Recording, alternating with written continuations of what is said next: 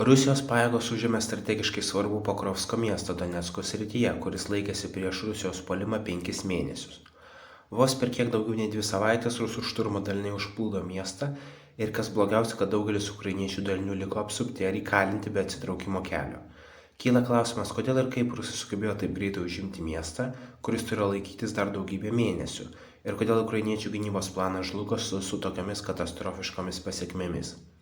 Kaip jau pasakojo ankstesnėme įraše apie pirmąjį rusų bandymą užimti Pokrovską, ukrainiečiams pavyko sutrukdyti rusams apsupti miestą iš vakarų pusės.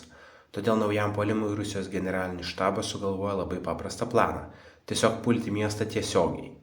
Šį kartą rusai truputį pakeitė savo įprastą puolimo taktiką ir beveik nesiuntė tankų ir šarvuočių. Vietoj to jie naudojo greitesnės transporto priemonės kaip motociklus ar keturračius ir pėstininkus siuntė mažomis grupelėmis, kartais po kelis, o kartais net ir po vieną. Ir tai buvo siekiama išvengti ukrainiečių dronų, o tuo tarpu rusų dronų operatoriai buvo išrikiuoti iš karto užnugarėje ir padėjo rusų pėstininkams aptikti ukrainiečių pozicijas ir jas tuoj pat neutralizuoti.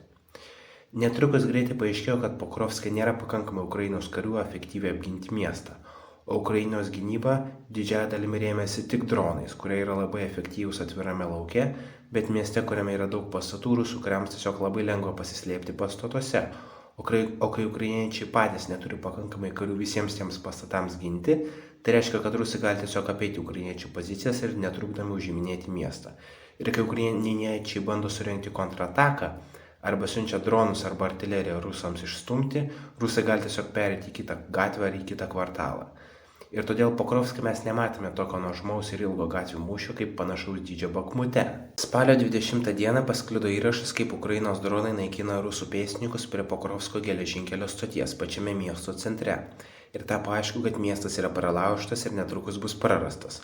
Ir maždaug nuo to laiko iki lapkričio 1 savaitės Ukrainos generalinis štabas turėjo pakankamai laiko atitraukti savo dalinius iš miesto ir ypatingai iš greta esančio pietinio Mirnohrado, kur ukrainiečių pozicijoms grėsė apsupimas, bet jokio įsakymo atsitraukti laiku nebuvo duota.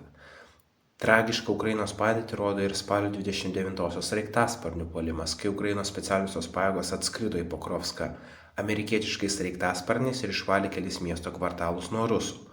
Bet atlikę užduotį kariai tiesiog pasitraukė iš ten, nes Ukraina neturėjo jokių karių, kurie galėtų būti palikti išlaikyti užimtą teritoriją.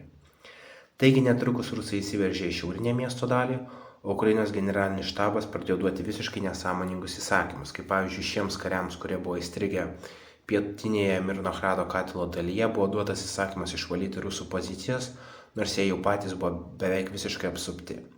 Blogiausias scenarius išsipildė, nes rusams užėmus Pokrovską, Mirnohradas liko visiškai apsuptas, o blogiausia, kad tame mieste liko izoliuoti elitiniai Ukrainos oro desantininkai ir jūrų pėstininkai.